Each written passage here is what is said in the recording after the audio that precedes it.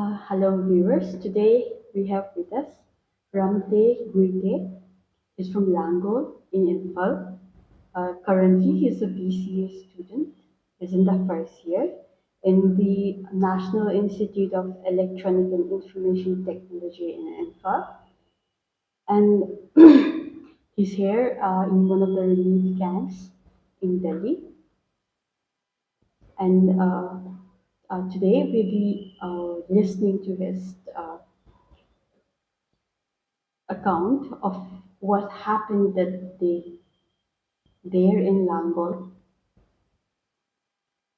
Ramte, can you give us a detailed account of what happened on the 3rd of May? Where were you? What were you doing? Okay, thank you for giving this opportunity. Well, it all started on 3rd of May on at around 9. Uh, at around 9, we could heard a group of people, or I should say, like thousands of people, a crowd, Mm. shouting, and somewhere it seems like they were shooting. I guess they were armed, and I could even heard some cylinder explosion from Yes. far ahead. So after going on for a while, and when it's around 10:30, there was a church nearby, just next to our house, which is LCC, Langol Christian Church. There, some people entered and started shouting and start smashing all the windows. And after doing all those, they burst inside the church and started burning the church. We could see it, and since it's just next to our church, we were too afraid that they might come to our house because it's just next to us. Mm. Yeah, inside our house, we were 13 of us. Okay. Along with was my grandparents. My grandpa was older than 80, Okay. while my grandma is almost reaching 80. Okay. So we were so worried about them. So we hurriedly hid ourselves, uh, bursting our backyard fence and walls. We opened those and hid it in the bush for like the whole night. Okay. And after burning the church, there was a huge explosion because it was just next to us. It was so sudden that we did not expect that to happen. And after going on for a while, after burning the church, we were afraid that our house might burn up too because it might caught on fire because the fire was too large. And when we go check it, it was actually about to burn. The fire was about to reach our house. So since they were not there at that time, means at that church because it was burning, we poured some water, and we somehow managed to save our house from burning. But at around 12 to 1, Mm. they came back, and around some 12 p.m. and 1 a.m., right? between 12 and 1. Yes. Okay. But at that time, all my parents and grandparents were still in the bush. They were still hiding. But we were out there so that our house won't get caught on fire. Yeah. So at around 12 and 1, Mm. between that 12 and 1, they came back. Some group of people came back, and there was our gypsy in front of our gate. Okay. As soon as they saw that, they start smashing and started burning it too.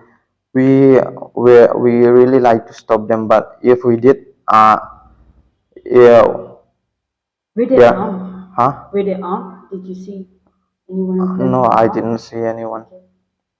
But they, as soon as they see it, they start burning it. But we couldn't do anything, so we just waited in the bush again. We get back to the bush, making sure that no one came. Huh. And it was a long night. We keep on waiting until all of them went back at around 1 to 2. I could heard some of them saying that there will be a security force. There is a chance that security force be coming, so we must head back. That they were some of them were saying. So by this time, do you have any information like you can call this number or you can call this helpline number or anything like that? We were not aware of it, so we did not call anyone. But I believe there will be people out there calling because around 30 to 40% of people in Langol were the tribals. And after all that, we did not sleep the whole night. And in morning, we heard rumors, or we heard some news from other people saying that the CRPF are here to rescue us or to pick us up. So as soon as we heard that, we packed all our things, which are necessary first, like documents and some few clothes. But we did not have any dinner, or we did not eat anything. So we rushed out and it was already around 10 in the morning. Yes. So when we went out, there was CRPF there actually. We were a bit relieved when we saw that, and as soon as we saw it, we reached there. We get it up because there was truck and bus ready to pick us up.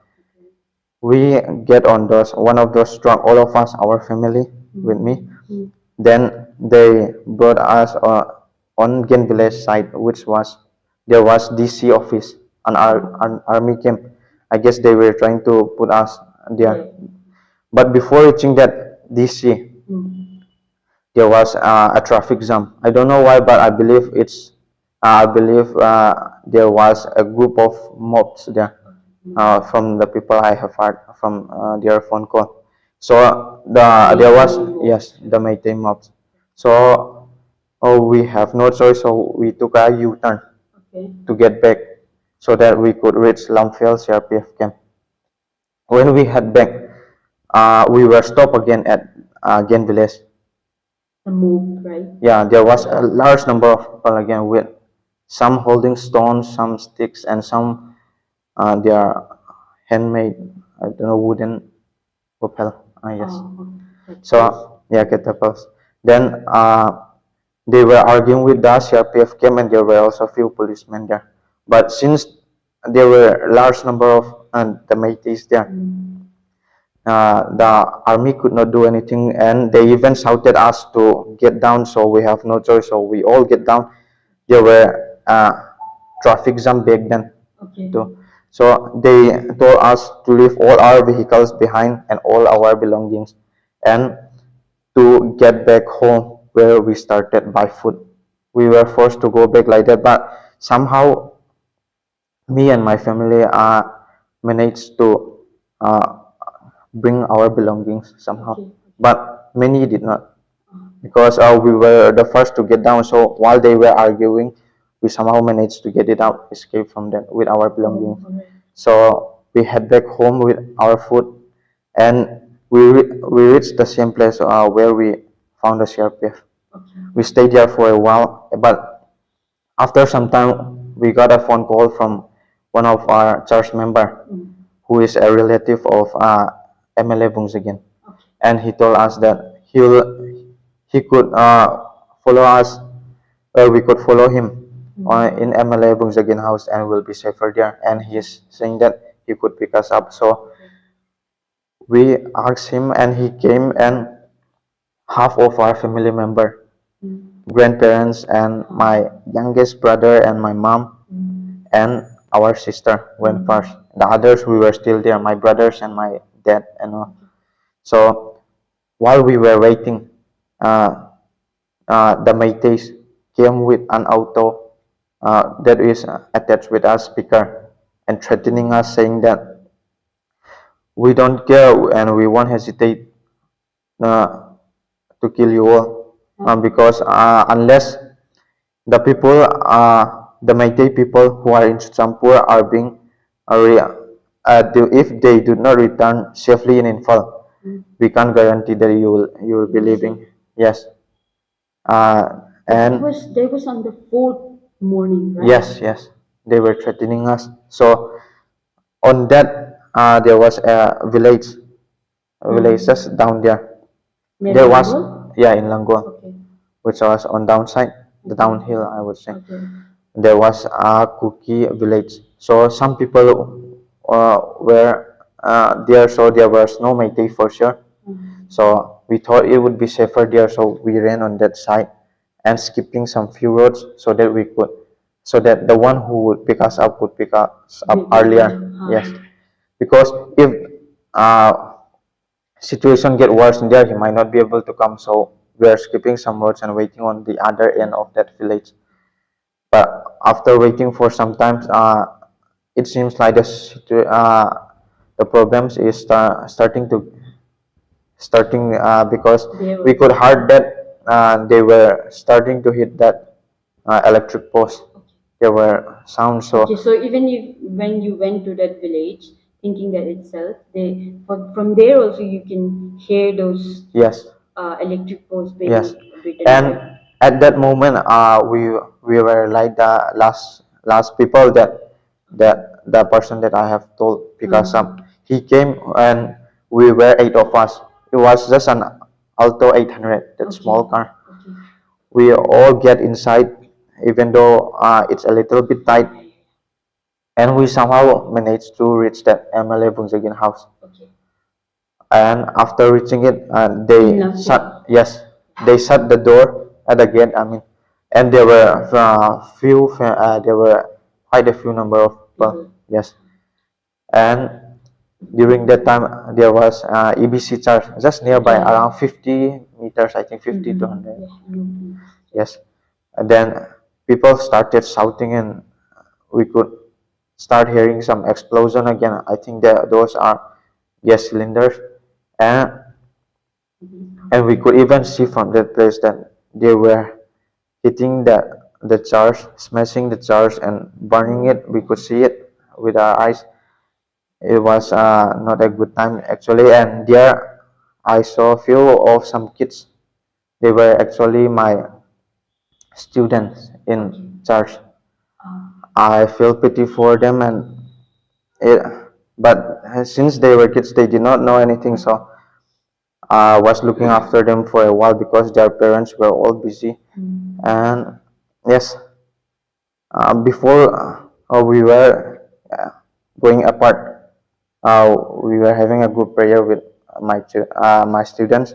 Then after that, when around 7 and 8, it was a little bit settled. We did not hear anyone going here and there and shouting. So since there is a CRPF camp nearby, at that moment we ran out and headed to the CRPF camp. That's how I reached the CRPF camp. So, like you went by foot or like Yes, by phone. by foot because it's not so far away. Yes, Okay, and then you did safely, right? yes. Okay. Now, can you tell me something about the camp? How long did you stay in the camp?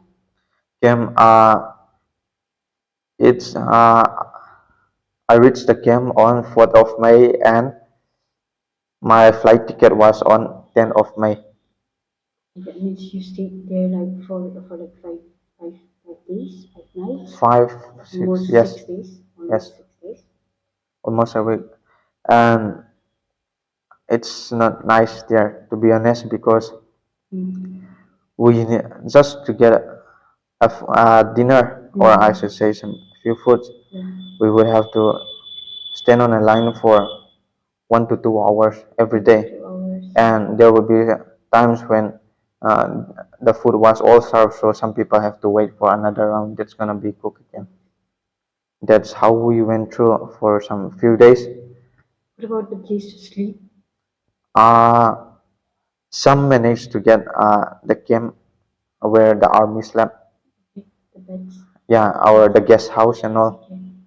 But many of us, around 60%, I would say, did not get, so we just slept on the field On the field.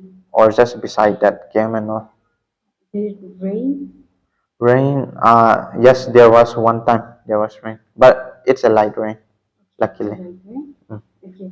And then, what about medical supplies? What about, you know, I, I, I, I think there will be a lot of people who are even sick and elderly. Yes. Like, do you have any idea about medical supplies? Uh, there was, I saw a small place, a small room where uh, people who are sick and all who got injured are being looked after. and there were around 4 or 5 people lying. So, like, I know you had to wait in the line for 2 hours, but did you get enough food? And, like, what about water? Food was enough, but But it's it not. took a long time, Yeah, it right? took a long time to get it. Okay. And but about water, there's no fresh water. We'll just have to drink it from tap water. Okay. That's the option we have. Alright. Then you stayed there for almost 6 days. And why did you decide to come here in Delhi? I decided to come here because I knew and believed that I won't be able to continue my education in Manipur. So after getting permission from my parents and discussing with them, I decided that I should come here and continue my college degree, my studies, and if possible, get a job too, Get a job? Okay. so that I could support my family because I don't know how much It's long not my certain, family right? will be There. able to sustain their example. Okay. And what do you intend to do here in Delhi? Like, what do you hope for in Delhi here? What do you want to do? Continue your studies and also work at the same time? Is that what you're planning to do? Yes, I really wish that I could continue my studies, but primarily I need a job because I need to look after not myself but my family too. That is one. Okay. And let's say talks are going on between the state government, the central government, so on. Let's say everything becomes normal. Let's say the life in Imphal back there is. Do you think will you go back there, continue your study, live there in Langol again? I would say never. No, But why? Why? because I lost trust in the people I stay with, which was since I was born. I was there. I was born and raised, brought up there, and we were staying in peace. But when the incident occurred, Huh? the people there who we trust most, who would be responsible to protect us, were the ones who pointed out that we are tribals, so that they could attack. So I have lost faith in Imphal, the people, and especially the Meitei. So I will never go back there. And I really wish that I could get my family outside Manipur if things doesn't get solved. So you were there in the CRPF camp in Ramte, right? Yes, it was BN 86 CRPF, if I'm not Okay, in mistaken. 86 And from there, how did you go to the airport? Oh, the army escorted us. And how much did you pay for the tickets It was around 27,000 for me. for you? Yes, And were the whole family planning to go to like Delhi or to Lanka? we were all planning to go here in Delhi, but since after which the army told us that they will be escorting us to Champur, Mm. we decided to cancel because we won't be able to stay here for long because of the financial problem. We won't be able to stay here for long, and we don't know what's gonna happen. So we cancel it so that the money that's been returned could sustain us, even if Some it's this year for a or few weeks. yeah, some few months. And how much exactly did your family spend? It was more than 2 lakhs, almost three, but after canceling it, we still lost around 60,000. And so now, like finally, the final question would be, what do you expect from the government, From the state or from the central government? from the central, I think they would solve it, but I have doubts because they are not taking this matter seriously, and even the home minister promised to solve this political within 15 days, but within those 15 days we don't know what's gonna happen because there are still people dying out there, and I am not really sure whether the government would look after us. I'm not sure. All right. Thank you so much.